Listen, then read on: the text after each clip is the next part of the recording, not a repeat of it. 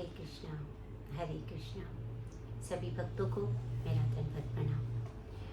आज हम भगवद गीता जी के दूसरे अध्याय में आगे बढ़ेंगे। उससे पहले करते हैं मंगलाचरण। ओम अज्ञानतिमिरान्धस्य ज्ञानाञ्जनशलाकया चक्षुरुन्मीलितं येन तस्मै श्रीगुरवे नमः। श्रीचैतन्यमनोभीष्टं स्थापितं येन भूतले स्वयं रूपः कदा मह्यं ददाति स्वपदान्तिकं।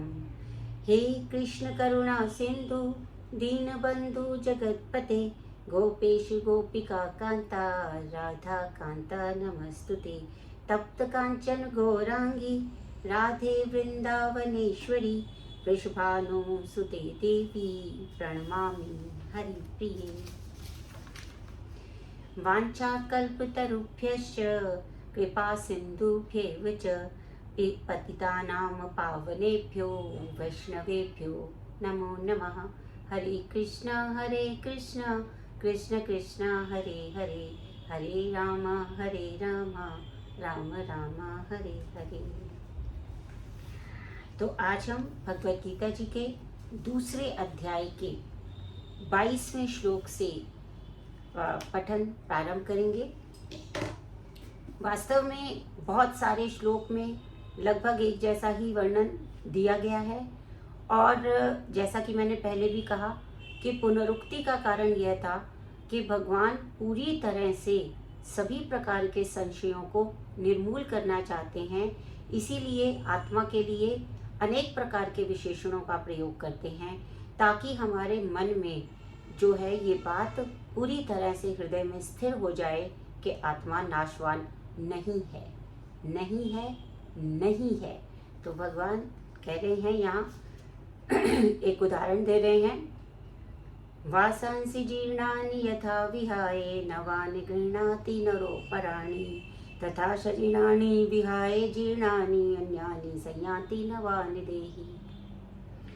इसका अर्थ ये है, वासांसि जीर्णानि यथा विहाय, जिस प्रकार से जो पुराने हो जाते हैं वस्त्र, वासांसी, जिस प्रकार से नर जो है, हम जो हैं वो नए वस्त्रों को धारण कर लेते हैं, तथा शरीराणी, उसी प्रकार से जो शरीरी है, शरीर यानी देह, और शरीरी जो उस देह में वास करती है। तो शरीरी जो है, जो आत्मा है, वो भी जो ये पुरानी हो गई देह है, इसको त्याग कर नए जो देह है उसका ग्रहण कर लेती है। जैसे हम पहले भी पढ़ आए हैं कि जो देहांतर गति है वो होती रहती है देह में, और केवल क्या होता है, हमने 13वें श्लोक में ऐसा पढ़ा था, देहिनो अस्मिन् यथा देहे कौमारं यौवनं जरा तथा देहांतर प्राप्तिर्धीरस्तत्र न मुह्यति। वही बात, सेम बात यहाँ पर कही गई है, लेकिन यहाँ पर उसको एक एनालॉजी से, एक एग्जाम्पल के साथ बताया गया है, जिससे कि वो बात और अधिक स्पष्ट हो जाए और सभी के मन में वो भावना स्थिर हो जाए। तो यहाँ पर उन्होंने कहा कि जैसे हमने बताया कि अणु जो है आत्मा, वो शरीर का परिवर्तन करती है, ये एक स्वीकार्य तथ्य है। जो अभी के विज्ञानी लोग हैं वो तो आत्मा के अस्तित्व पे बहुत ज़्यादा विश्वास नहीं करते, पर फिर भी वो कुछ प्रश्नों का उत्तर नहीं दे पाते हैं। कैसे नहीं दे पाते हैं? देखिए, जैसे कि एक बच्चा होता है, वो बच्चा जब पैदा होता है तो पैदा होते ही उसको क्या क्या करना आता है? रोना आता है, मुस्कुराना आता है, और दूध पीना भी आता है, और वो अच्छे से अपनी माता को पहचानता है ना। तो जो सारे ये जो भाव हैं, बिना सिखाए उसको ये सारे भाव कैसे आते हैं ये पता नहीं है। इसी प्रकार से किसी का जन्म जो है वो बहुत ही अच्छी जगह पर होता है, बहुत सुंदर घर में कोई पैदा होता है, और कोई सड़क पे पैदा हो जाता है। तो ये सब का भी कारण बताने में जो आधुनिक विज्ञानी हैं वो असमर्थ हैं कि क्यों पैदा हो जाता है, क्या है, उसके पेरेंट्स ने उसको छोड़ दिया। पर वो किसी स्लम में पैदा हुआ, या वो किसी बहुत अधिक धनवान व्यक्ति के घर में पैदा हुआ, कुलवान व्यक्ति के घर में पैदा हुआ, अच्छे शिक्षित शिक्षा वाले घर में पैदा हुआ, तो ये क्यों हो जाता है, कैसे हो जाता है? तो इसलिए यहाँ पर इस बात को सिद्ध किया गया है कि आत्मा एक देह से निकलकर दूसरी देह में प्रवेश करता है। और इसका प्रमाण ये है कि बच्चे जो है वो पहले से ही दूध पीना जानते होते हैं, रोना जानते हैं, मुस्कुराना जानते हैं और अपनी माँ को भी पहचानते हैं। तो इस तरह से यहाँ पर ये जो है कि ये जब शरीर वृद्ध हो जाता है और फिर वो उस देह को छोड़ के दूसरी देह में चली जाती है। जैसे कि पहले भी मैंने बता ही दिया कि उसको जो है श्वेताश्वतर उपनिषद में भी दो पक्षियों से तुलना की गई। एक पक्षी फल खाता है और दूसरा केवल देखता है उसको, और वो उसका मित्र पक्षी है। और उसको मिलने के बाद इसके जो ज्ञान चक्षु हैं वो खुल जाते हैं, वो उसको अपने गुरु के रूप में स्वीकार कर लेता है। तो परमात्मा और अणु आत्मा का संबंध इस प्रकार से बना हुआ रहता है। अब यहाँ पर जो उन्होंने कहा है कि जो भगवान ने अर्जुन को यहाँ पर उपदेश दिया है कि वो अपने पितामह और जो गुरु हैं उनके देहांतर गमन का बिल्कुल भी शोक ना करे, अपितु उसे ये सोचना चाहिए कि धर्म युद्ध में उनके शरीर का वध हो रहा है, धर्म युद्ध में हो रहा है, तो ये उनके लिए बड़े सौभाग्य की बात है। इसलिए उसको ये देहांतर गमन में जो है वो शोक नहीं करना चाहिए, क्योंकि जिसमें जो इससे वो क्या होगा कि वो विभिन्न शारीरिक फलों जो कर्म फल हैं उनसे वो तुरंत ही मुक्त हो जाएंगे। क्योंकि ऐसा हमारे शास्त्र कहते हैं कि जो बलि वेदी में जैसे कोई बलि दी जाती है तो उसका भी जो है पूरा पूरा उद्धार हो जाता है। और इसी प्रकार से जो मनुष्य जो है वो धर्म युद्ध में अपने प्राण त्यागता है उसका भी उद्धार हो जाता है। हम देखते हैं हमारे जवान जो हैं वो सीमा पर किस तरह से जो है वो अपने प्राण अर्पण कर देते हैं, देश के लिए करते हैं, राष्ट्र के लिए करते हैं। तो उनका जब वध होता है, उनकी जब मृत्यु होती है, तो आप देखते होंगे कि न केवल वो व्यक्ति तो गौरवान्वित होता ही है, एक बार जब वो सेना में आ जाता है, राष्ट्र की रक्षा करने के लिए आ जाता है, धर्म युद्ध में उतर आता है, तो वो प्रसन्न स्वयं तो होता ही है, साथ ही साथ उसका पूरा कुल जो है वो गर्व से जो है वो प्रफुल्लित हो उठता है कि हमारे जो पुत्र था या जो हमारी पुत्री थी उसने एक धर्म युद्ध में अपने प्राण त्यागे। तो इसीलिए वो कह रहे हैं कि ये तो धर्म युद्ध है, इस धर्म युद्ध में जो वध को प्राप्त होगा वो बिल्कुल उसी तरह से बहुत ही अच्छा फल प्राप्त करेगा, बहुत ही अच्छे धाम में जाएगा, जिस प्रकार से कोई भी धर्म युद्ध में अपने प्राण त्यागने वाला चाहता है। तो इसलिए भी अर्जुन को जो है वो कोई शोक इसमें नहीं करना चाहिए। तो आगे कहते हैं 23वें श्लोक में क्या कहते हैं कि नैनम चिंतन्ति शस्त्राणि नैनम दहति पावकः न च एनम क्लेदन्त्यापो न शोषयति मारुतः। अब भगवान और बता रहे हैं कि किसी भी प्रकार से वध नहीं हो सकता इसका। नैनम चिंतन्ति शस्त्राणि, किसी भी शस्त्र से आत्मा का छेदन नहीं किया जा सकता, आत्मा को भंग नहीं किया जा सकता। नैनम दहति पावकः, ना ही कभी भी वो किसी भी अग्नि में जलाया जा सकता है। न च एनम क्लेदन्त्यापो, ना ही इसको जल के द्वारा भिगोया जा सकता है। न शोषयति मारुता, न वायु के द्वारा इसको सोखा जा सकता है। यह आत्मा ना तो किसी शस्त्र के द्वारा खंड खंड होती है, ना ही अग्नि द्वारा जलाया जा सकता है, न जल द्वारा भिगोया जा सकता है, न वायु द्वारा सुखाया जा सकता है, ऐसा उन्होंने बोला। तो उन्होंने कहा कि जितने भी प्रकार के अस्त्र हैं, देखिए उस समय में जो शस्त्र थे वो बहुत अधिक जो है वो उन्नति कर चुके थे वो शस्त्र, क्योंकि वहाँ पर आग्नेय अस्त्र तो थे ही, जिसको हम परमाणु बम भी कह सकते हैं, ब्रह्मास्त्र जिसको कहते थे वो परमाणु बम होता था। तो इस प्रकार के जो कई प्रकार के शस्त्र हमने देखे, हम महाभारत यदि पूरी पढ़ते हैं तो हम समझ पाते हैं कि उसमें किस किस प्रकार के शस्त्र अस्त्र थे। तथापि बहुत से ऐसे शस्त्रों का प्रयोग वहाँ पर कहा गया है जिसके बारे में आज भी आधुनिक युग को कोई ज्ञान नहीं है। जैसे वहाँ पे जल अस्त्र भी होता था, वरुण अस्त्र भी होता था। तो इस तरह के जो अस्त्र हैं जिनके बारे में अभी तक हम लोग नहीं जानते हैं, हो सकता है कि आगे आने वाले दिनों में जब जो ये भौतिक विज्ञान है ये थोड़ी और उन्नति प्रगति करता है तो इसको उन शस्त्रों अस्त्रों के विषय में भी पता चले जो कि अभी तक हमें ज्ञात नहीं है। जैसे बहुत पहले तो परमाणु अस्त्र के बारे में भी ज्ञात नहीं था और वो फिर धीरे से जो है सबसे पहले विकसित देशों ने उसको इस प्रकार से प्रयोग किया, बनाया और प्रयोग किया और उसके बाद वो एक एक करके सभी राष्ट्रों में फैलता चला गया।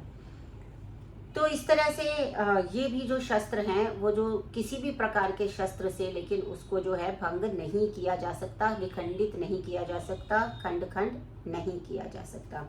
तो इस तरह से जो है वो जो यहाँ पर भी जो मायावाद है उसका विखंडन हो जाता है, क्योंकि जो अणु आत्मा है वो भगवत गीता की दृष्टिकोण से देखें उसमें कहा गया है कि जो अणु आत्मा है वो परमात्मा का एक अंश ही है, उससे स्फुलिंग, उससे भिन्न नहीं है, मतलब उसके जैसा ही है पर छोटी मात्रा में है।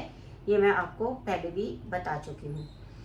तो इसमें ये भी है कि वे शाश्वत रूप से ऐसे ही रहते हैं, अपने अग्नि से विलग होने के बाद भी, परमात्मा से अलग होने के बाद भी वो बदलते नहीं हैं, वो वैसे के वैसे रहते हैं। क्योंकि अगर उनका शोषण हो पाता तो सूख के छोटे हो जाते, पानी से भीग जाते तो फैल जाते, है ना, तो कहीं खंडित हो जाते, जल जाते, ऐसा कुछ नहीं होता। वो शाश्वत स्वरूप में वैसे के वैसे ही बने रहते हैं।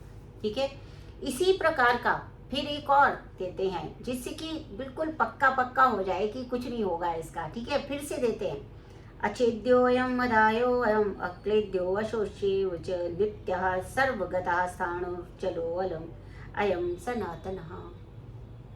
फिर से कह रहे हैं क्या कि यह आत्मा अखंडित तथा अघुलनशील है, ये कहीं पे घुलेगी नहीं। यानी ये जो मत है कि वही वो निराकार में उसके साथ ही घुल जाएगी और निराकार में एक ही हो जाएगी, अद्वैतवाद का जो सिद्धांत है उसको पूरी तरह से निरस्त करते हैं ये श्लोक में एक बार फिर से।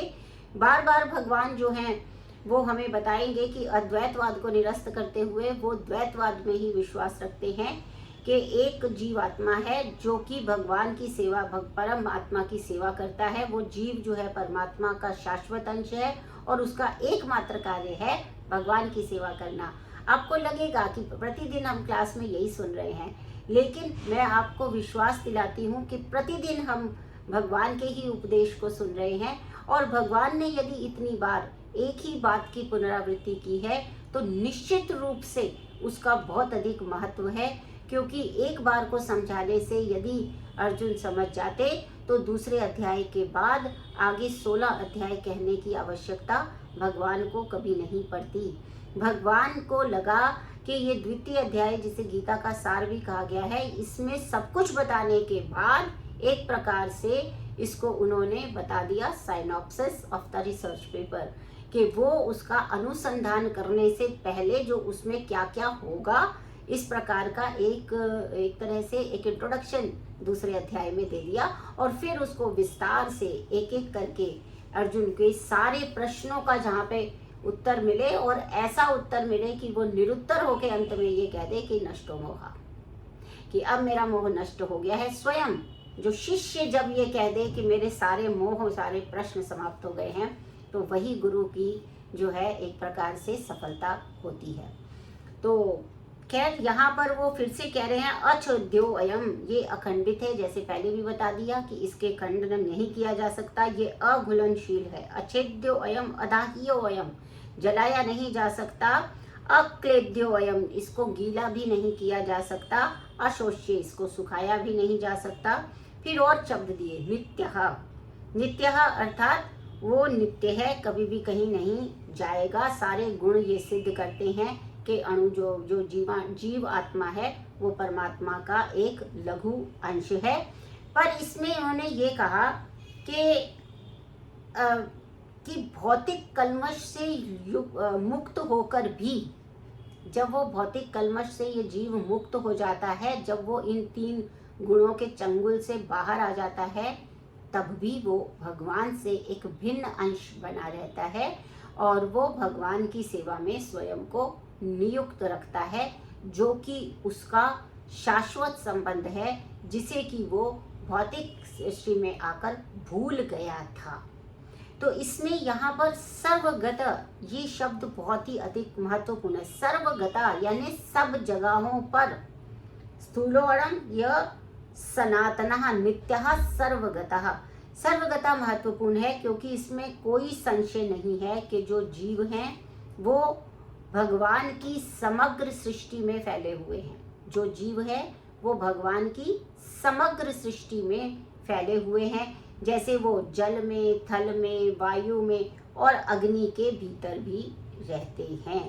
अब जो यह मानते हैं कि वे अग्नि में स्वाहा हो जाएगा, जल जाएगा, तो नहीं, वो अग्नि के भीतर भी रहते हैं। ये ठीक नहीं है क्योंकि आत्मा को अग्नि के द्वारा जलाया ही नहीं जा सकता। इसीलिए संदेह नहीं है कि सूर्य लोक में भी, जहाँ हम कहते हैं कि इतनी अधिक अग्नि होती है, इतनी अधिक अग्नि होती है कि कोई भी सूर्य के पास जाएगा तो वो भस्म हो जाएगा, लेकिन वो क्या कह रहे हैं कि भगवान कह रहे हैं कि सूर्य सर्वगता है। सर्वगता है तो सूर्य लोक में भी होगा। सर्वगता कहने का अर्थ है कि कोई भी ऐसी जगह बचेगी ही नहीं जहाँ वो ना हो, है ना। तो इसलिए वो सूर्य लोक में भी है। क्यों है? क्योंकि अगर सूर्य लोक निर्जन हो तो फिर सर्वगता शब्द का प्रयोग नहीं किया जा सकता। वो निर्जन नहीं है। निर्जन यानी कि वहां पर भी जीव रहते हैं, पर वो जीव कैसा है? वो आत्मा है, उसको जलाया नहीं जा सकता, इसलिए सूर्य की गर्मी का उसके ऊपर कोई प्रभाव नहीं पड़ने वाला। ठीक है जी। अब 3 श्लोक जो आगे आएंगे वो हमें ऐसी बातें बोलते हैं कि वो ये बताते हैं, उसके अंत में एक शब्द आएगा, ना त्वम शोचितुम अर्हसि, यानी ये आपके सोचने के का विषय ही नहीं है।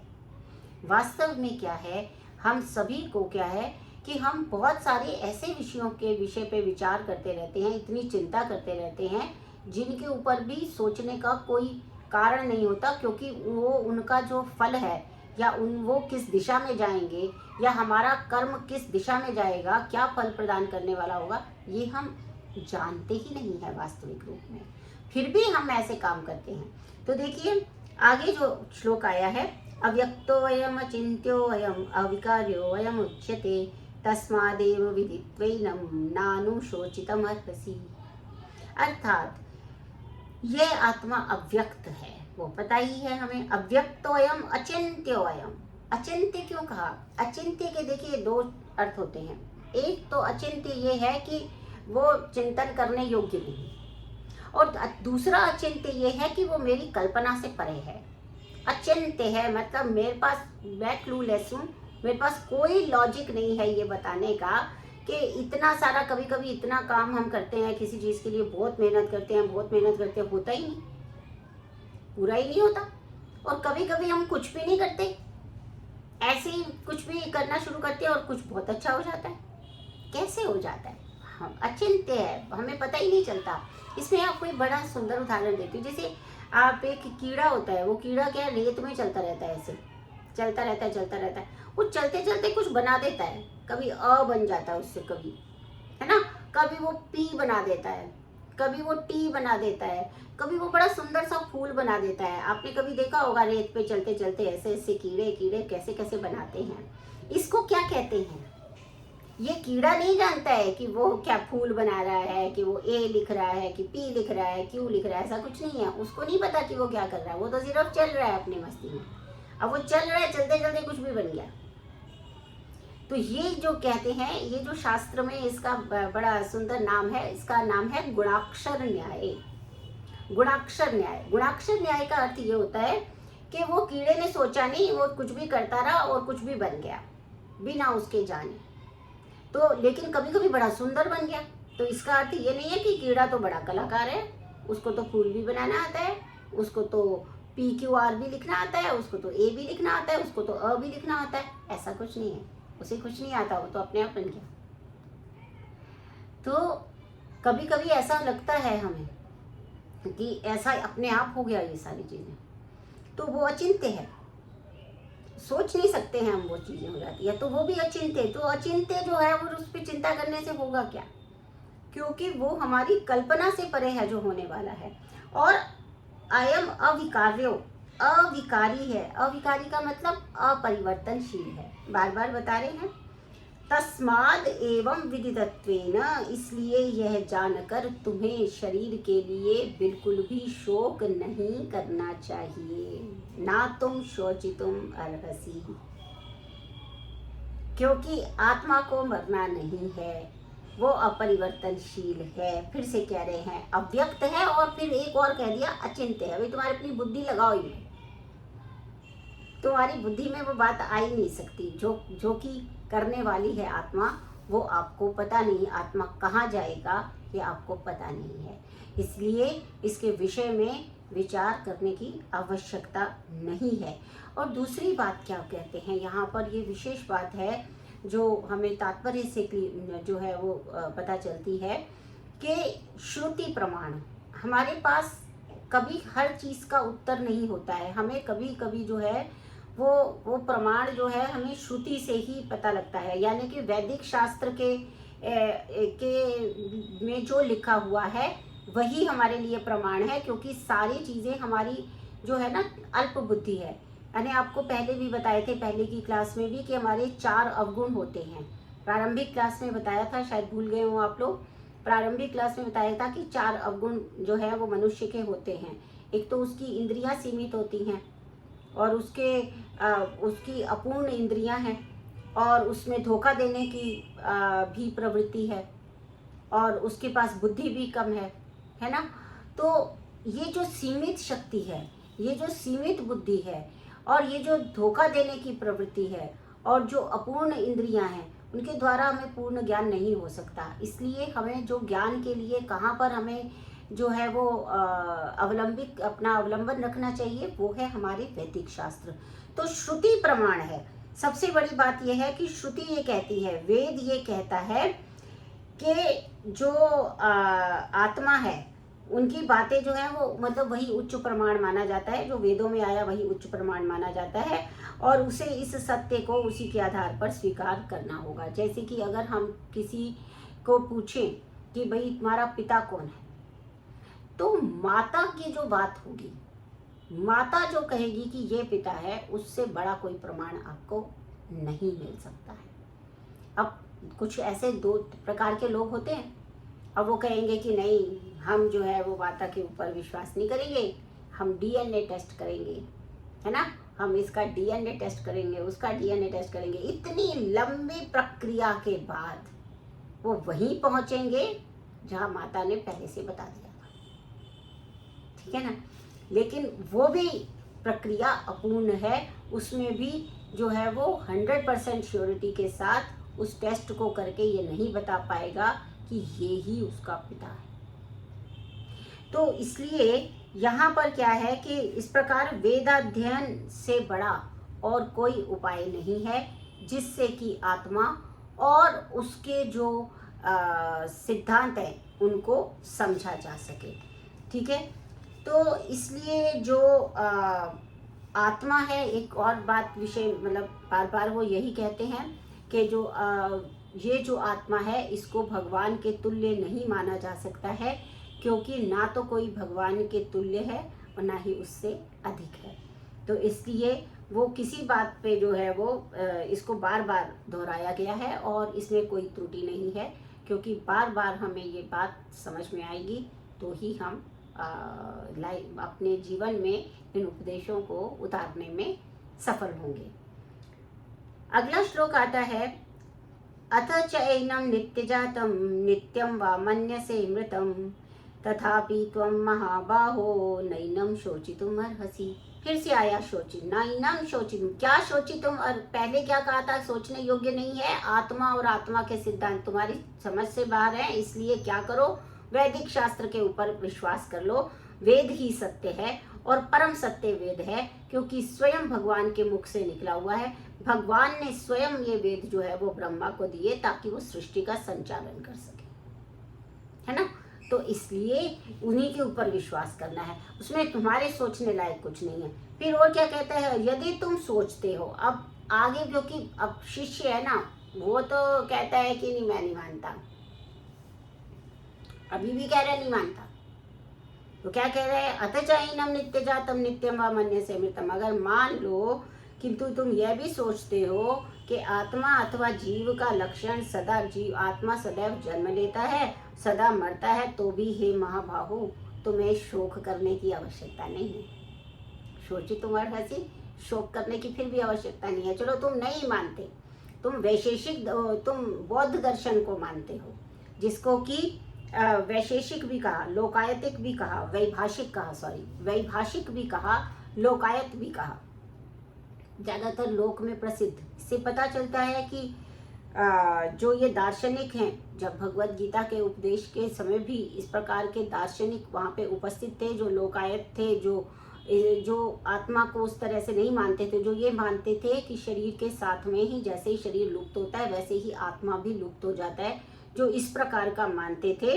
तो इसलिए जो है भौतिकवादी भी, जो अभी के जो लोग हैं, जो भौतिकवादी हैं, जो चारवाक दर्शनवादी हैं, वो यही कहते हैं कि जो शरीर है उसके खत्म होने से सब कुछ खत्म हो जाता है, हम क्यों फालतू के चक्करों में पड़े, क्यों आत्मा परमात्मा के बारे में पढ़ना क्यों है ना, हमें जो अच्छा लगता है हम करेंगे, खाएंगे पिएंगे मर जाएंगे, क्या फर्क पड़ता है। तो इस तरीके की भावना रखने वाले जो लोग हैं, जो उसमें विश्वास नहीं करते, वैसे तो भगवान जानते हैं कि अर्जुन जो है वो वेदों में विश्वास रखता है, अर्जुन को भगवान आत्मा के अस्तित्व में विश्वास है, और वो किसी भी वैभाषिक या फिर लोकायत वाले दर्शन के पे नहीं पड़ता है, फिर भी भगवान उससे उपहास कर रहे हैं, उस पर व्यंग्य कस रहे हैं कि चलो तुम्हारी बात ही मान ली, तुम्हें ज़्यादा ही दुख हो रहा है कि ये मर जाएंगे, ऐसा हो जाएगा वैसा हो जाएगा, चलो मान लेते हैं। तो अगर तुम ऐसा भी मानते हो कि भाई ये उसके शरीर के साथ ही वो समाप्त हो जाएंगे, तो इस दशा में भी तुम्हें जरूरत नहीं है। क्यों? क्योंकि वो कहते हैं कि जैसे जो भौतिकवादी हैं वो क्या कहते हैं कि भौतिक दर्शन में जो कुछ भौतिक तत्व हैं जो आपस में मिले, पहले संयोग हुआ, फिर वो बढ़ने लग गए, फिर अपने आप ही उसमें रासायनिक संयोग हो गया और उससे फिर ये बन गया, है ना, ये जो भी सृष्टि थी वो सारे पदार्थ बन गए और फिर वो अपने आप नष्ट हो जाते हैं। तो भगवान ने कहा कि और जैसे हम कुछ परमाणु बम या कुछ भी हम फेंक देते हैं, भगवान ने तो परमाणु बम का नाम नहीं लिया, लेकिन कुछ भी हम फेंक देते हैं, बहुत सारे लोग मर जाते हैं, तो कितने सारे रसायनों का प्रयोग खत्म हो जाता है, कितने सारे रसायन प्रयोग होते हैं और वेस्ट हो जाते हैं। तो ऐसे कुछ रसायन यहाँ पे भी खराब हो गए, फिर क्या हो गया? क्योंकि उसने यही कहा ना कि भौतिक तत्व आपस में संयोग करते हैं, फिर उनके अंदर कुछ रासायनिक परिवर्तन अपने आप हो जाते हैं और फिर वो नष्ट भी हो जाते हैं और खत्म हो जाता है। जब ये संयोग नष्ट हो जाता है वो खत्म हो जाता है।